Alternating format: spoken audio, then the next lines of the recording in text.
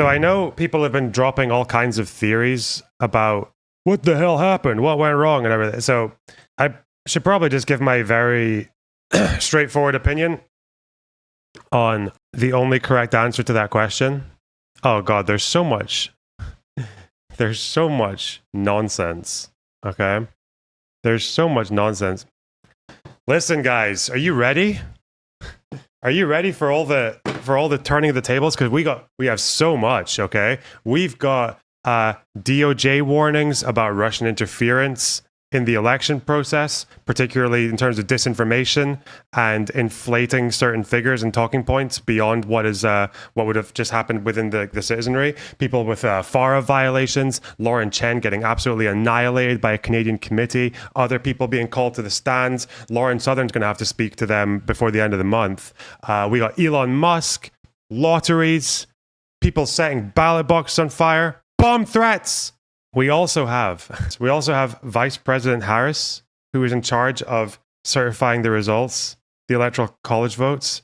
She's the one who counts the electoral college votes. And I don't know about you guys, okay, but I have been really sold recently on this perfectly legitimate legal theory that the ECA is actually unconstitutional, and the vice president really doesn't need to count anything she doesn't want to. So I don't know. I feel like when you put all these facts together, not to mention all the Project Veritas videos and other MAGA videos I've seen of irregular activity at the polling stations, all of which seems to have suddenly gone quiet after the results came in.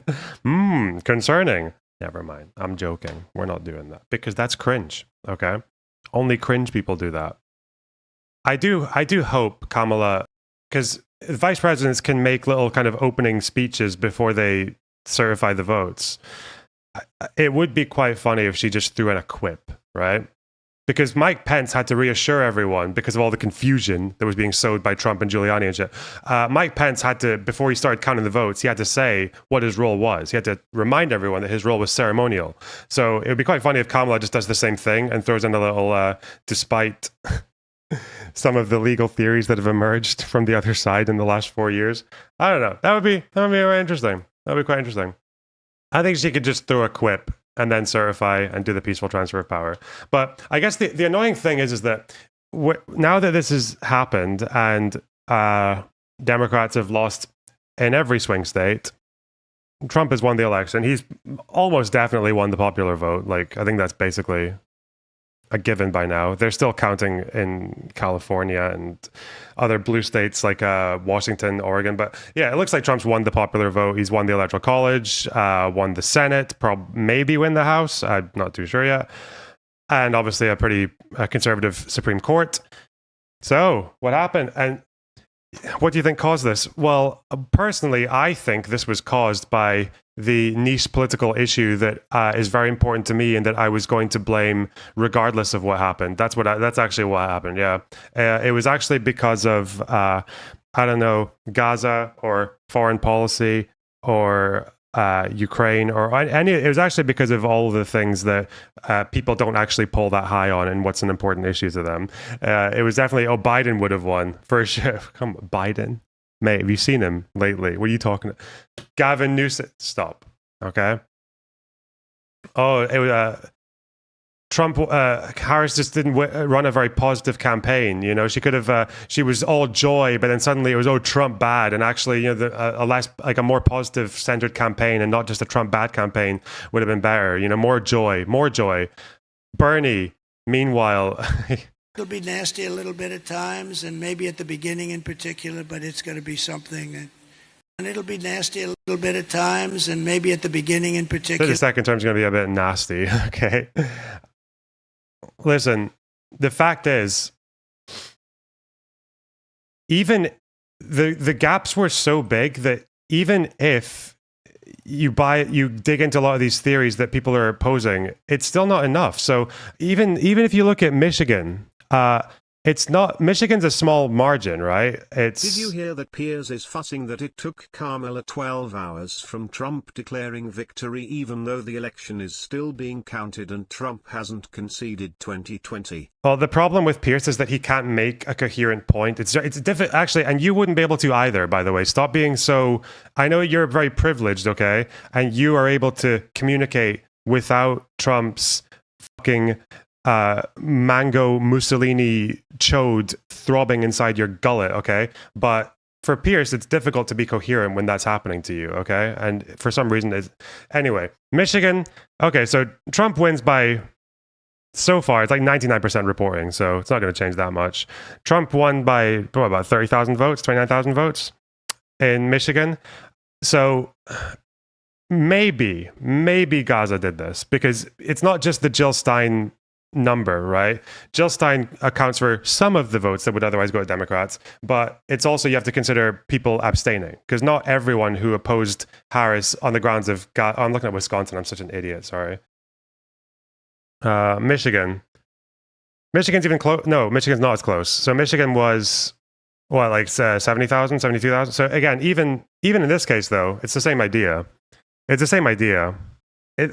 It's not to say that it's just Jill Stein voters. It's also people who abstained because they were angry with Harris. So even if you account for that, though, that doesn't explain that. That's not even enough. Okay, Trump didn't need Michigan. He has states to spare, okay? Michigan's 10 electoral votes. He's got Arizona. He's fine, okay? He's 295. He has states to spare even if he lost Michigan. So it's not Gaza, okay? Gaza did not give Trump the popular vote. It didn't give Trump the electoral college. He swept. Yes, he swept, okay? Stop saying Gaza. If you say Gaza, you're an idiot, okay? It's not foreign policy. You can look at exit polls, or you can look at all the opinion polls. These are not top issues for most voters, okay? Or I think Brianna Wu's done the opposite, where she's really interested in how the Jewish population vote, even though most of them voted Democrat, as everyone expected. Is it like because of Trump's being able to sway minority men? Again, most minorities still voted Harris. I think the only racial demographic that voted majority Trump was white men and white women. If we're looking at age demographics, well, if you want to be kind of cheeky, you can definitely appeal to the generation led, if you wish, because the only age demographic that voted majority for Trump was 45 to 64, okay, which just happens to be the generation that is the most laden with lead. So I don't know. People at the petrol station, they like the smell. They have a huge whiff every now and then.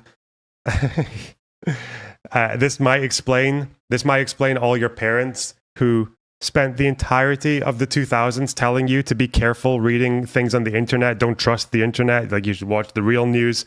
Are now people who are bombarding you with Facebook memes. I asked my dad once when he was talking to me where he gets his media from, like where he's learning these things that he's telling me. He wouldn't tell me. He was embarrassed. Like, he got defensive. He got angry when I asked him. He didn't want to tell me. I was like, "Can I know this is Facebook memes? I know it." Like, it's something like that. Anyway, it's from the same area that you told me that never to read. Like, you told me not to trust, and say, yeah, like so many of your parents do this. It's weird. I don't know why, but okay. Anyway, I don't think that explains it either, though. Not necessarily, because it's not. I don't know if y'all know a lot of conservatives, but I live in Louisiana, and here they say the Dems are trying to steal the country, so democracy was said on both sides. Democracy was said on both sides, but the overwhelming majority of people who said... So the biggest issues, according to the exit polls, was economy and democracy. The overwhelming majority of people who said democracy was their biggest issue was because of Trump, okay? It wasn't the... There were people who said that democracy is the biggest issue because of electoral fraud by the Democrat. That's not most of them, though. Most people, if they say democracy, they're talking about Trump. And people who said economy were talking about voting for Trump. So democracy was because of a no primary election. You're just wrong. Unfaithful, you can show me any poll that shows you the majority of people saying democracy is the top issue are people who were Democrats who were upset because of a no primary election. You're a fucking retard. Sorry. Anyway, what about the keys? Listen, the keys are gone, man.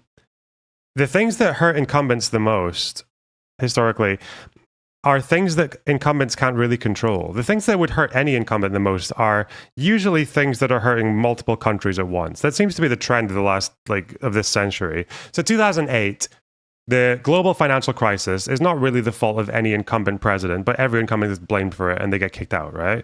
Labour were booted out of office in the UK for like 13 years and people blamed them for the outcomes of the financial crisis, okay? They just did.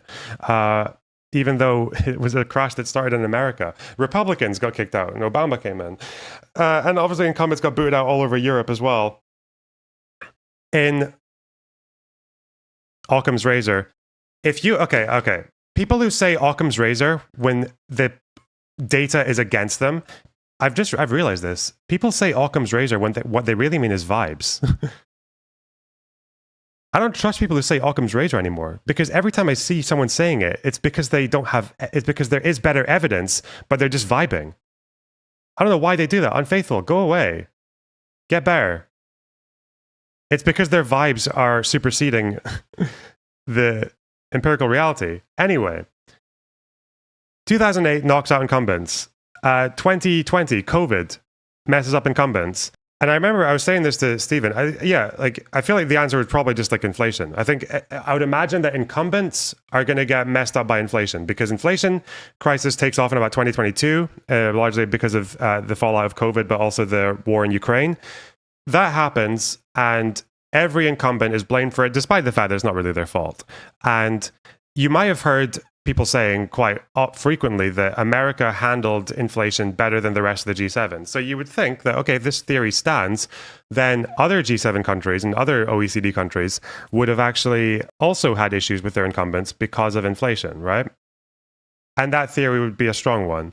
Well, I did some research, and it's like, just looking at things off the top of my memory, this has been a trend. Incumbents are suffering. Post-2022, incumbents are suffering basically everywhere. They're generally losing or they're losing their majorities, depending on the voting systems, in high turnouts as well. Because there's a problem, I think, with people.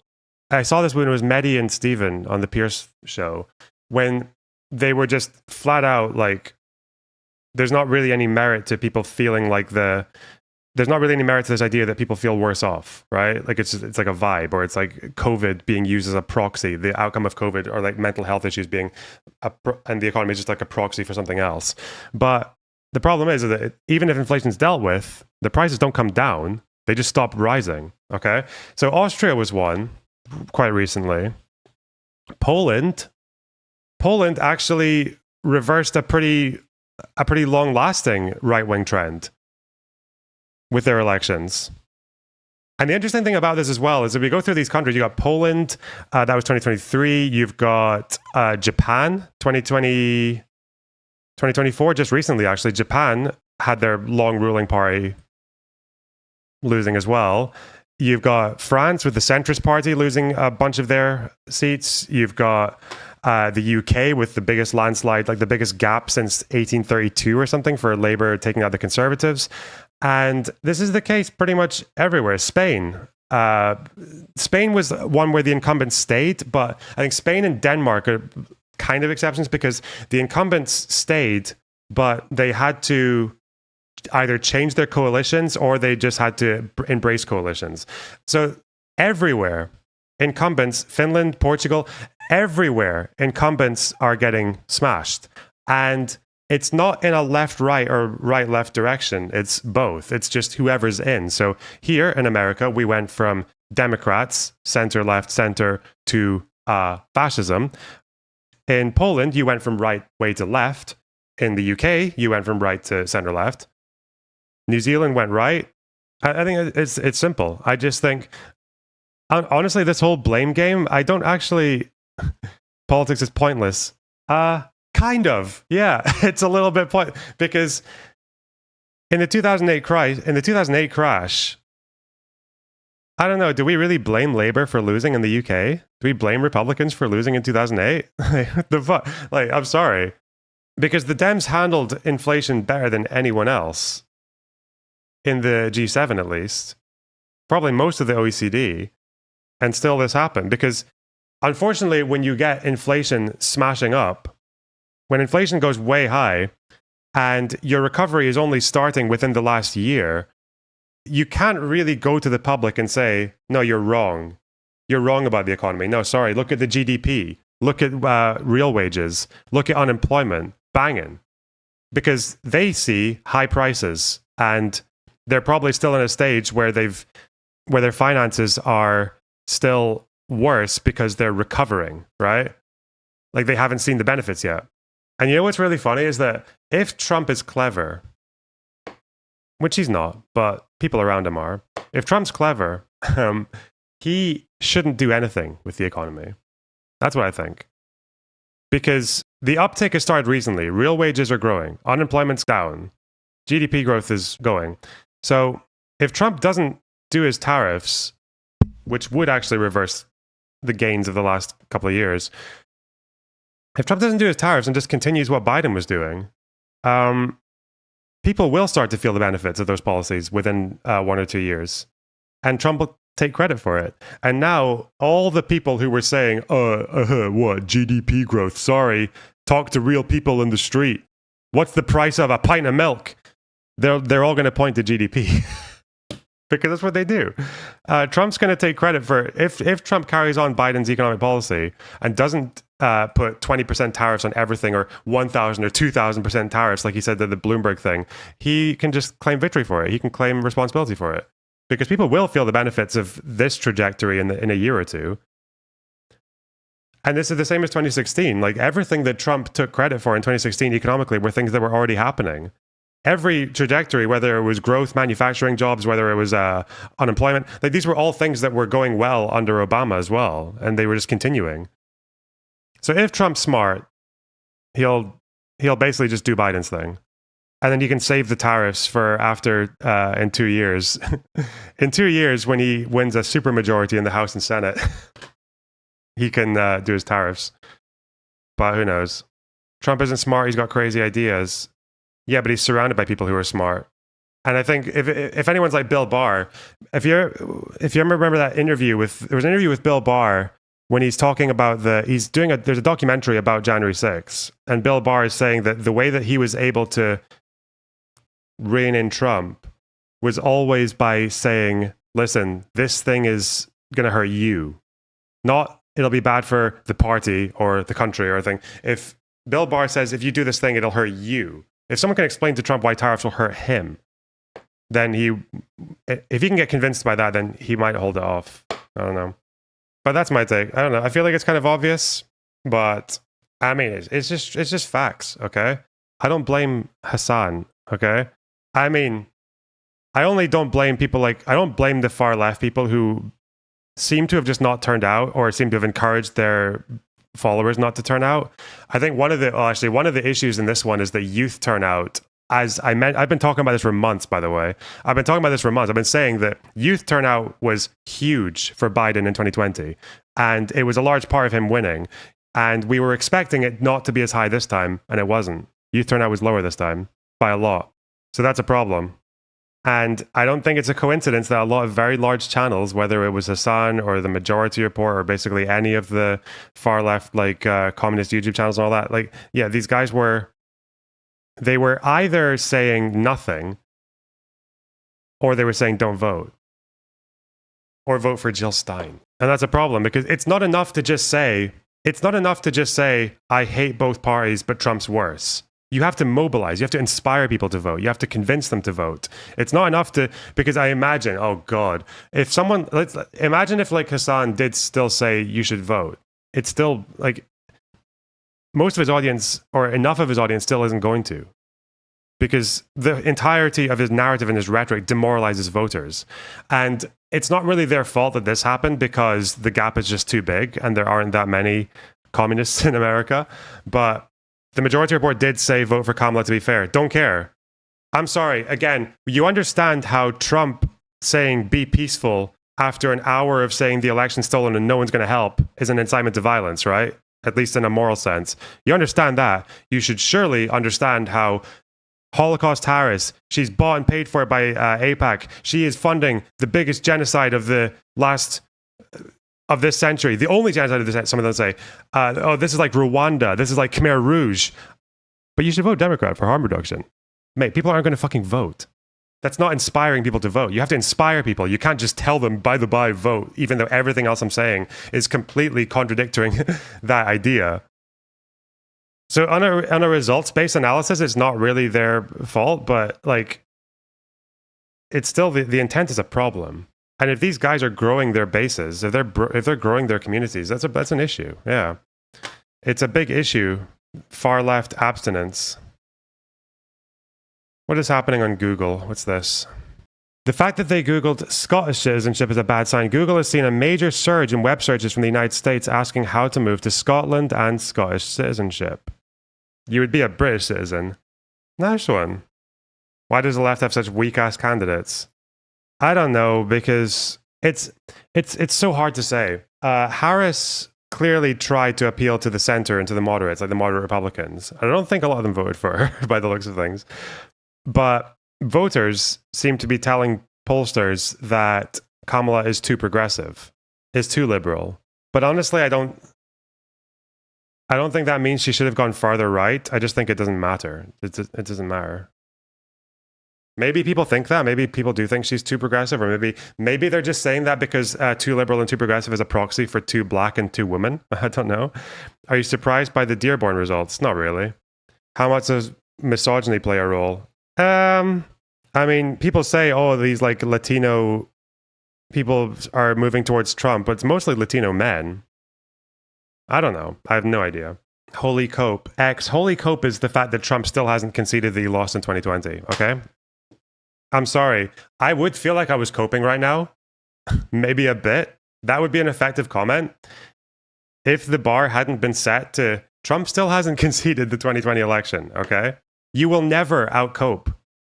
You will never get outcoped by the Democrats. You never will. You are always going to be the pinnacle of cope. If Trump lost the popular vote in this election, he would blame it on fraud. Just keep yelling racist, sexist, fascist. Sorry, what did I just do? I think I said it might be misogyny that played a role in it. That's yelling to you? You see how you're the sensitive one? The fact that I'm even humoring it as a possibility is making you upset. Like, X is a snowflake. It's fine. Definitely has lead in the brain. But I don't think... Nah, I don't know. Like, I think sexism plays a role. But I don't think... Had Harris been a white man, she would have won. I don't think that's the case. And again, it's a trend. It's a trend everywhere. It's a trend that incumbents are getting fucked by and have been getting fucked since inflation, since the 2022 crisis. So, yeah. Here's an observation. Trump defeated 2 women candidates and lost against male candidates. Yeah, but Trump was also overseeing COVID. And Trump oversaw one of the worst death rates in the world during COVID. And Trump denied that COVID was a big deal in the beginning. And Trump was talking about injecting fucking... What was he talking about injecting? It wasn't bleach, was it? But it was something... It was someone injecting some weird shit. It was bleach, yeah. Bleach and UV light. There's a lot of reasons Trump lost in 2020, okay? He also killed a lot of his voters. So... God, hydroxychloroquine. I remember having a debate with someone when they were like, listen, he didn't say drink bleach. He didn't say that. He didn't say drink bleach. He said you could inject it. I was like, bro, what the fuck are you talking about? It wasn't drinking bleach, but obviously everyone said it was disinformation to say drinking bleach because actually what he said was inject. Like, what the... Anyway, that's quite scary. Uber, thanks for $5. One of the reasons the youth voting was so high in 2020 was because mail-in ballots were delivered without request in more states because of COVID. Yeah, it's the thing though. You got to inspire people to vote. Because the thing is, it wasn't Kamala's lack of popularity. I mean, everyone's unpopular now. But I think Trump's approval rating, his popularity was like, what, -8%? And Kamala's was -1 or 2. So people preferred Kamala, or they, I guess what the real is, they hated her less. But they didn't vote for her. They just didn't vote. And I think the reason they didn't vote is like, it's probably a combination. My guess is it's a combination of some angry left-wingers, but more so I think it's just independents. I just think it's independents who were too bothered by the inflation issues to come out for Kamala or to vote at all. Because Trump doesn't seem to have gained that many voters. He might have even lost some voters in 2020. I don't know if the count's finished yet, but he doesn't seem to have made like a huge gain in popular vote. You're saying he lost 3 million, but he again, the count's not finished yet, so just wait till the count's finished. There's still only 55 or 60% reporting in California, so yeah. Anyway, I think the only the only kind of like respite is the fact that Trump didn't actually do all that much compared to what he was promising in 2016, but I don't know, he seems a lot more he's a lot more of an ideologue now than he was back then as well. Like his anti-immigrant position is just, it's so much more firm now than it was back then, and his commitment to tariffs is so much more like, he's got so much more conviction for it than he did before. So I don't know, it's rough times ahead, guys. If you're American, God, I'm going home. That's my take, okay? And it's very correct. Just gotta wait and see, you know?